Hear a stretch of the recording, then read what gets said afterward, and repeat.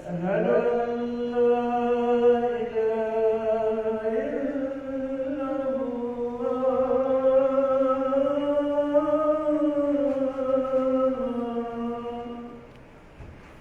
أشهد أن محمدا رسول الله.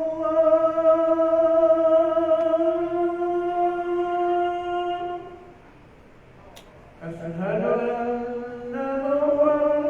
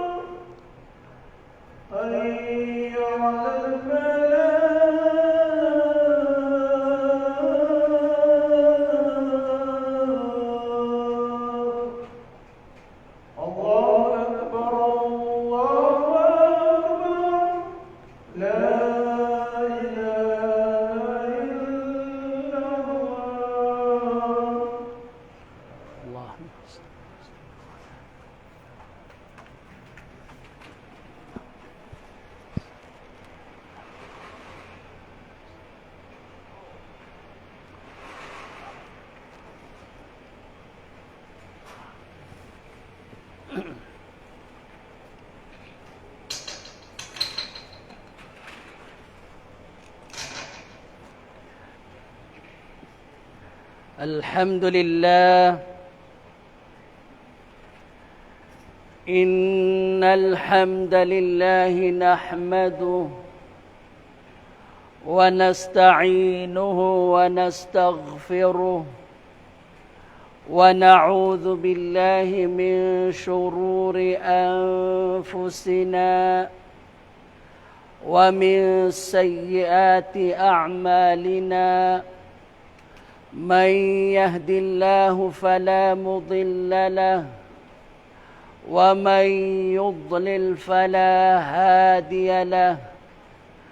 أشهد أن لا إله إلا الله وحده لا شريك له، وأشهد أن محمدًا عبده ورسوله صلوات الله وسلامه عليه وعلى آله وأصحابه ومن دعا بدعوته وتمسك بسنته إلى يوم الدين.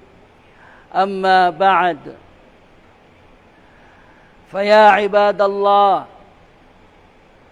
أوصيكم ونفسي بتقوى الله عز وجل، حيث أمرنا بذلك.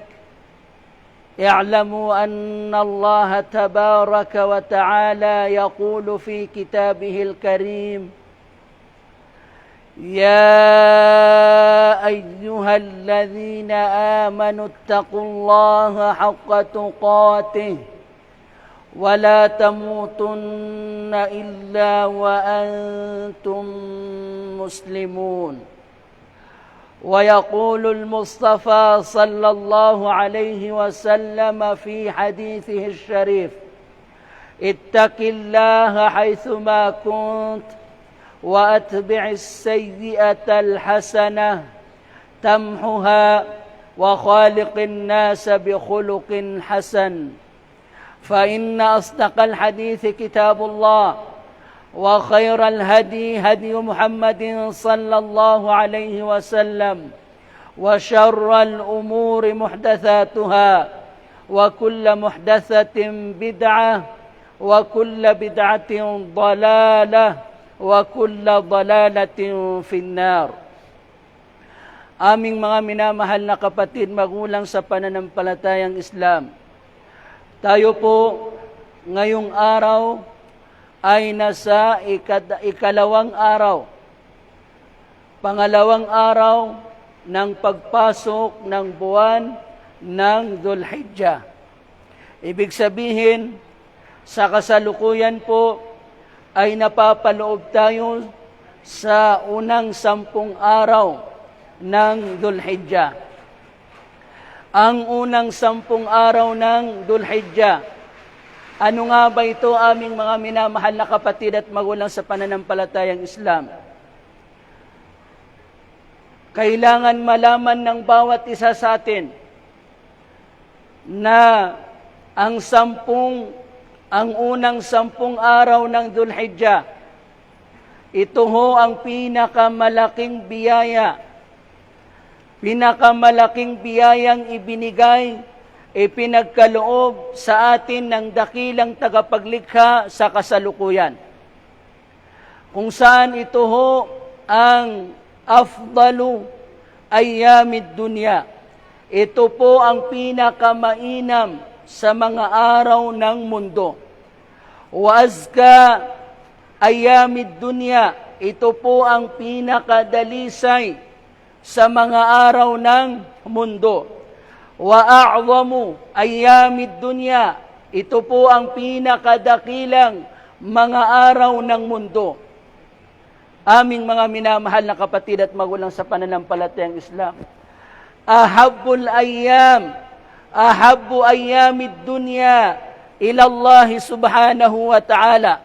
Ang mga araw na ito ang siyang higit na kaibig-ibig, pinaka-kaibig-ibig na mga araw, pinaka-minamahal, ginugusto, iniibig na mga araw ng dakilang tagapaglikha at wala nang makakahigit pa sa Kanya. Para malaman natin, oo, ang buwan ng Ramadan ay ashrafus shuhur, ang pinakamarangal sa mga buwan. Ngunit ang mga araw, unang 10 araw na ito ng Dhul-Hijjah ay maging ang mga araw ng buwan ng Ramadan ay nalalamangan nito o nahihigitan nito. Aming mga minamahal na kapatid at magulang sa pananampalatayang Islam. Ang huling 10 araw ng Ramadan ang pinaka-mainam sa buwan ng Ramadan.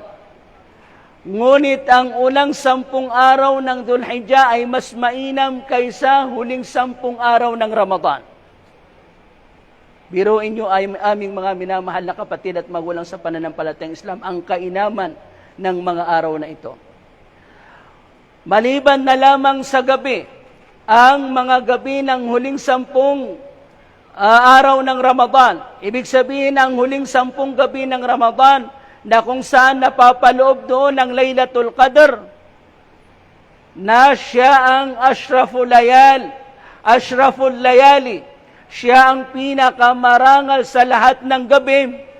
Yun lang ang hindi nahihigitan ng mga gabi ng unang 10 araw ng Dhul-Hijjah. Aming mga minamahal na kapatid at magulang sa pananampalatayang Islam. Ibig sabihin kung nagkataon na hindi napaloob sa huling 10 gabi ng Ramadan ang Laylatul Qadr, malamang ay mas mainam ang mga gabi. Hindi lang ang mga araw ng unang 10 araw ng Dhul-Hijjah, kundi maging ang gabi o mga gabi nito ay mas mainam kaysa mga gabi ng huling 10 araw ng Ramadan. Kung nataon na hindi tinaglay ng huling 10 gabi ng Ramadan ang Laylatul Qadr. Aming mga minamahal na kapatid at magulang sa pananampalatayang Islam. Ano ho yung tinutukoy doon na pinaka-mainam? Ano ho yung tinutukoy doon na pinakadalisay? Ano ho yung tinutukoy doon na pinakadakila? Pinaka-kaibig-ibig? Pinaka-may malaking gantimpala? Yung huling sinabi natin na ang may pinakamalaking gantimpala. Ibig sabihin, tumutukoy ito sa gawaing pagsamba. Tumutukoy ito sa gawaing pagsamba.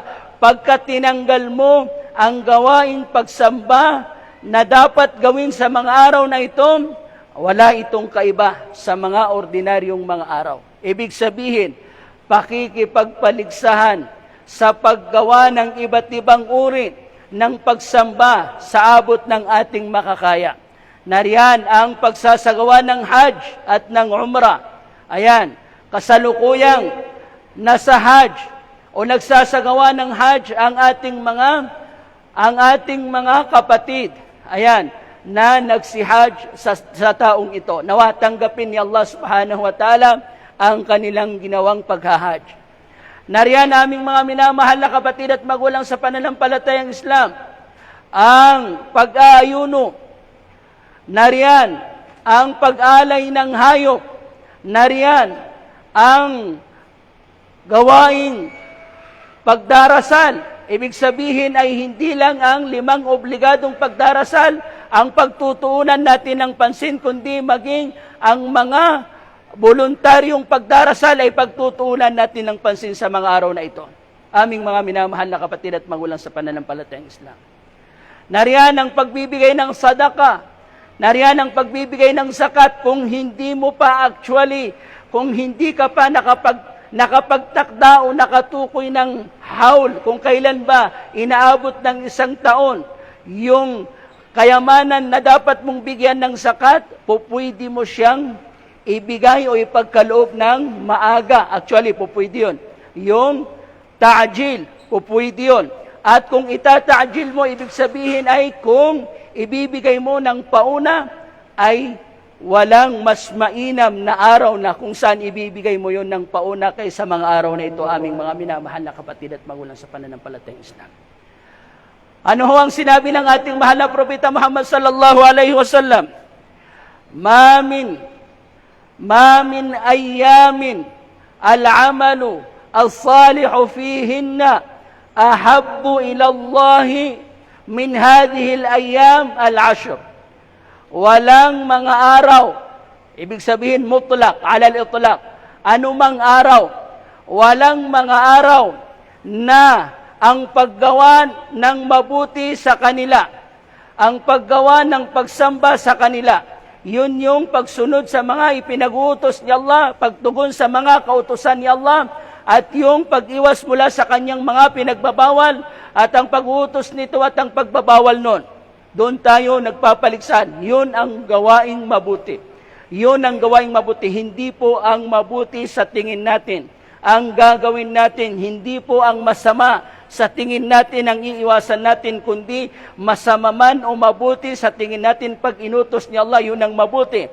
Masama man o mabuti sa tingin natin kapag ipinagbawal ni Allah, yun po ang masama. Hindi yung hindi yung iyong ipinag-uutos, hindi iyong ipinagbabawal ang masama o yung ipinag-uutos mo ang mabuti, kundi ang ipinag-utos ni Allah subhanahu wa ta'ala at ang ipinagbawal ni Allah subhanahu wa ta'ala.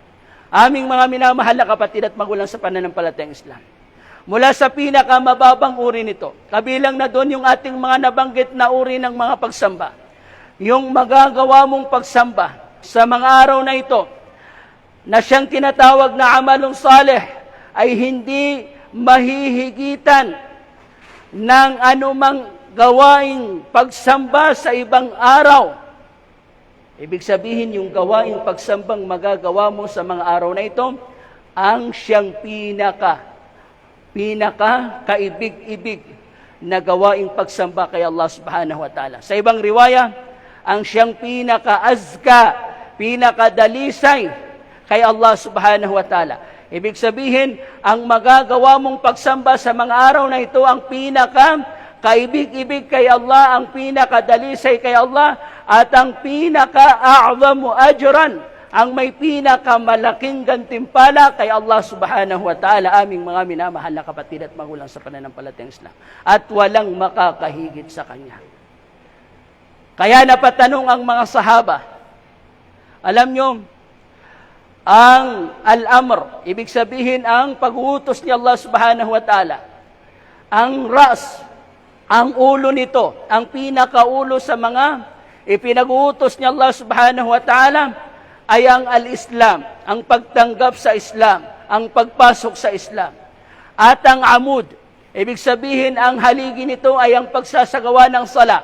Ibig sabihin, kapag pumasok ka sa Islam, so nagawa mo nagawa mo ang ulo ng ipinag-uutos o di kaya ng pag-uutos ni Allah subhanahu wa ta'ala. At kapag naitayo mo ang sala, so naitayo mo ang mga haligi nito, aming mga minamahal na kapatid at magulang sa pananampalatayang Islam. Naitayo mo ang kautusan ni Allah subhanahu wa ta'ala.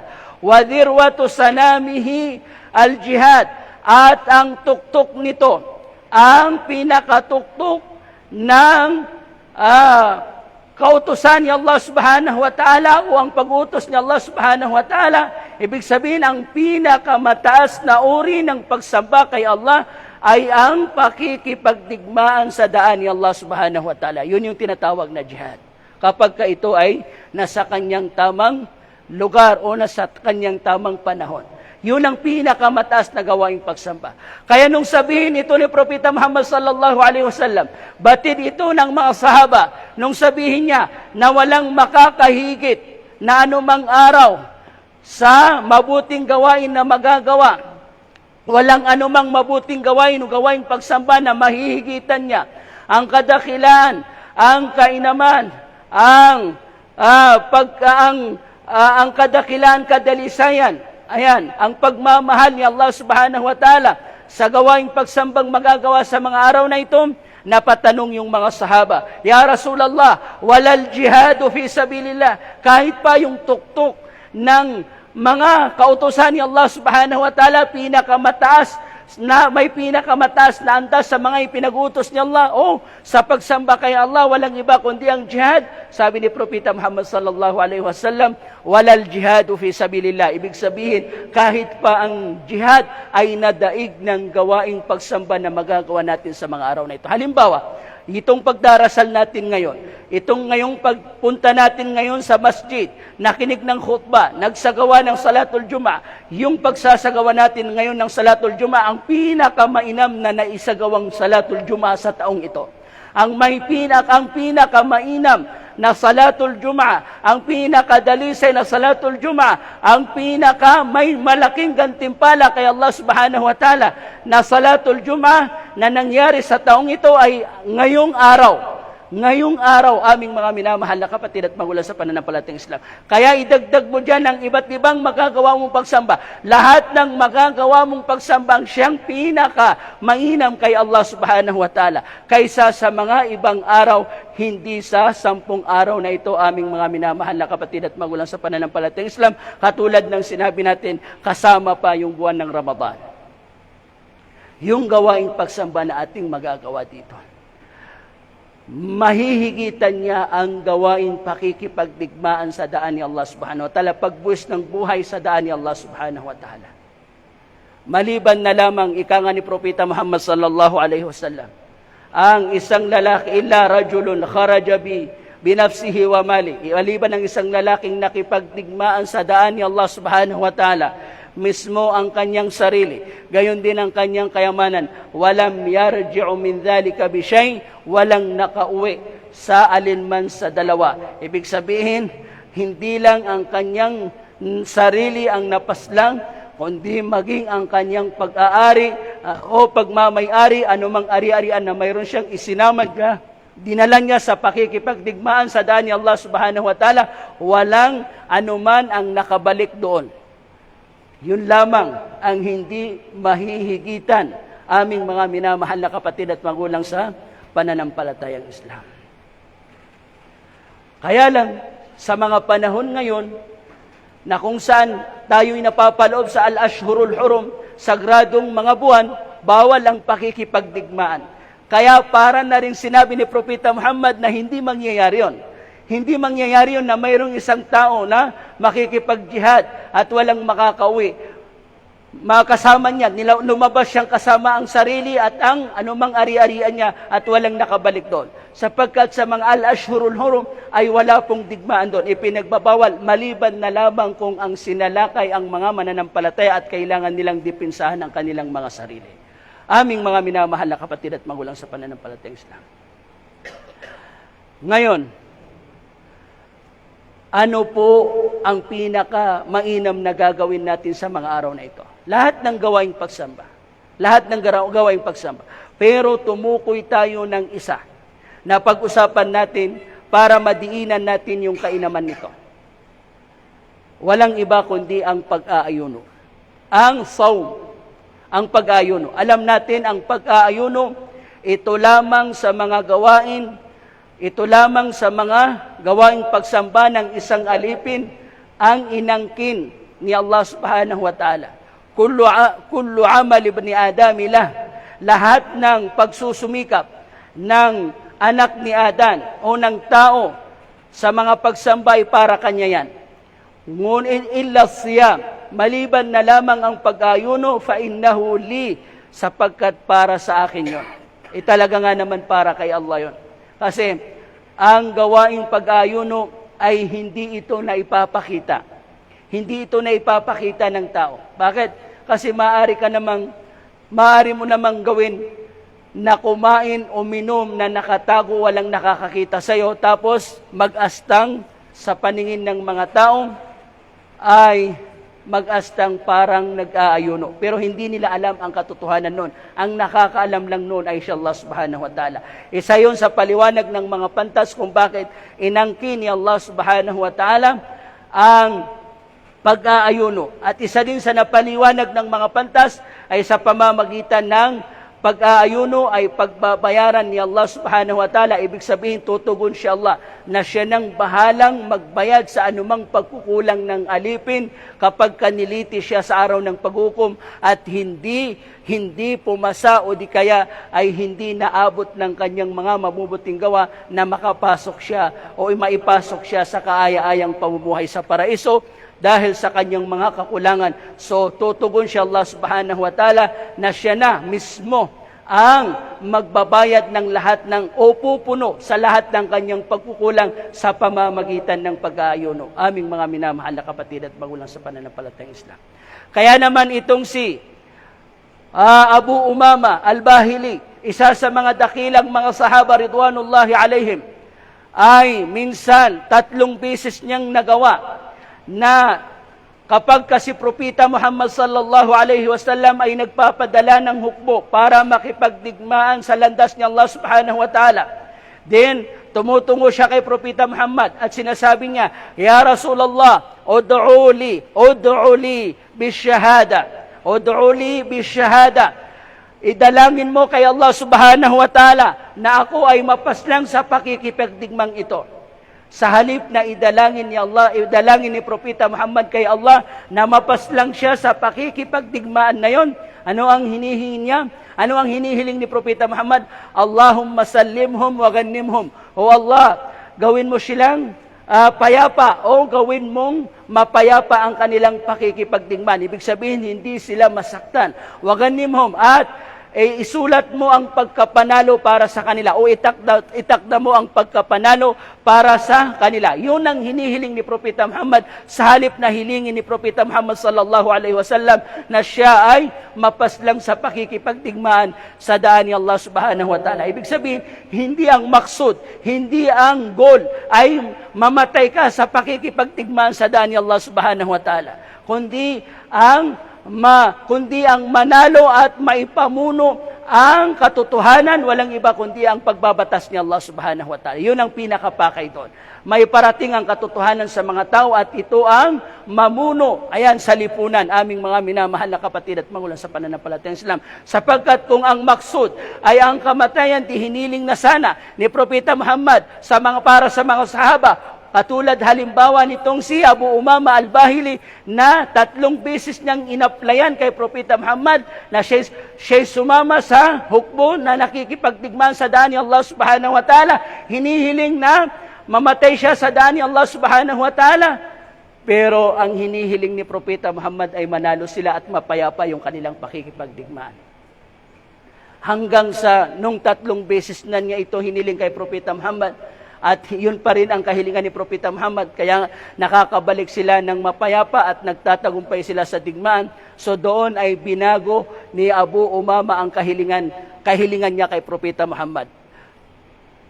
Ano na ang naging kahilingan niya? Ya Rasulullah, murni bi'amalin utusan mo ako ng gawain, yanfa'unillahu bih, na kung saan gagawing makabuluhan sa akin ni Allah subhanahu wa ta'ala ang gawain na yon.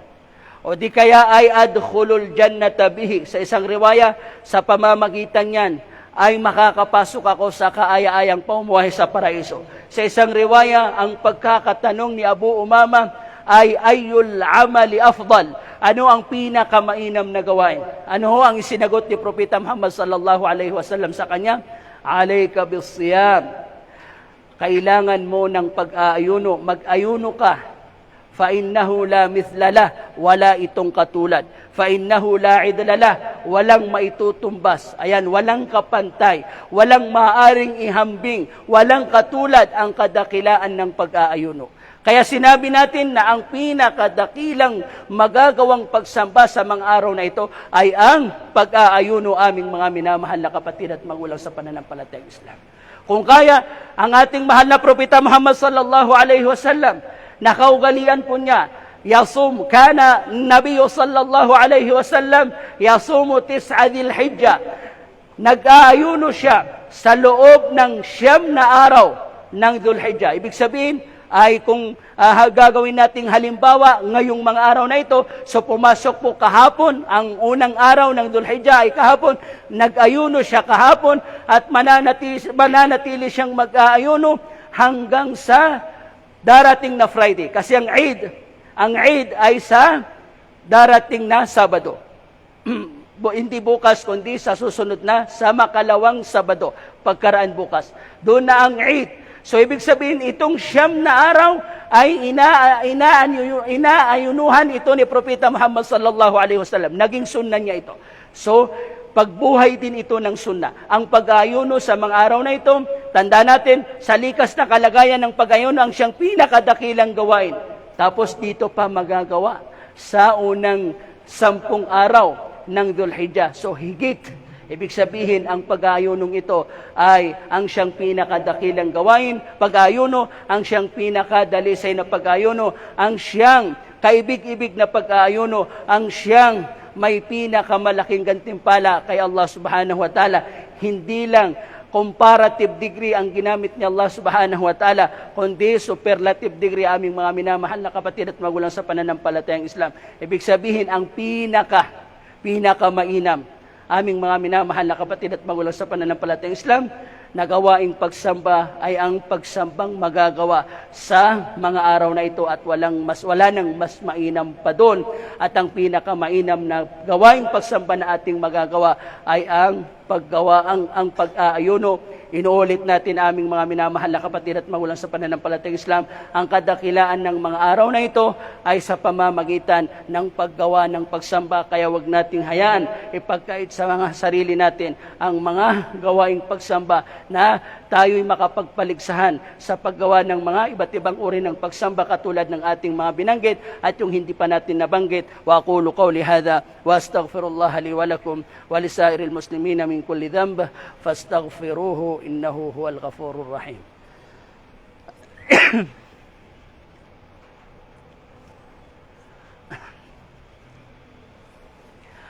الحمد لله والصلاة والسلام على أشرف المرسلين حبيبنا محمد وعلى آله وأصحابه أجمعين. Aming mga minamahal na kapatid at magulang sa pananampalatayang Islam, isa sa pinakadakilang gawain na kung saan ito ay nakaligtaan din ng mga tao na dapat ginagawa ay ang tinatawag na at-takbir al-mutlaq. Ang takbir al-mutlaq. Allahu Akbar, Allahu Akbar, Allahu Akbar. La ilaha illallah, Allahu Akbar. Allahu Akbar, Allahu Akbar, walillahil hamd. So yun ang sampol ng takbir. Ang takbir ay dalawa po. At magkaiba ang lagay nito sa Eidul Fitr at saka Eidul Adha. Sa Eidul Fitr, pagtapos ng Ramadan, magsisimula ito pag nakita yung buwan sa pagtatapos ng Ramadan hanggang makalabas yung imam sa masjid, ay doon lamang, hanggang doon lamang yung takbir. Pero dito sa Eidul Fitr, Eidul Adha o sa unang 10 araw ng Dhul-Hijjah, nakalimutan ito, namatay ito na sunna na kailangan mabuhay. Ang takbir dito ay dalawa, at takbir al-mutlaq, ang malayang pagtakbir, at magsisimula ito dapat noong paglubog ng araw, nung Thursday. Ayan, nung Huwebes, paglubog ng araw at nakita, o nung Miyerkules, paglubog ng araw at nakita yung buwan, so doon na magsisimula yung takbir al-mutlaq. Nagtatakbir na tayo dapat.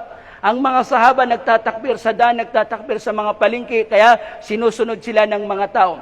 So, sa loob ka man ng palengke, sa loob ka man ng palengke, o sa mall, o sa labas, o saan ka man, naroon sa loob ng bahay o sa labas ng bahay, magtatakbir tayo. Sa loob ng masjid o sa labas ng masjid, ay magtatakbir po tayo. Ito ay isa sa pinakamalaking sunna na nakaligtaan aming mga minamahal na kapatid at magulang sa pananampalatayang Islam. So wag po natin ito ipagkait sa ating mga sarili.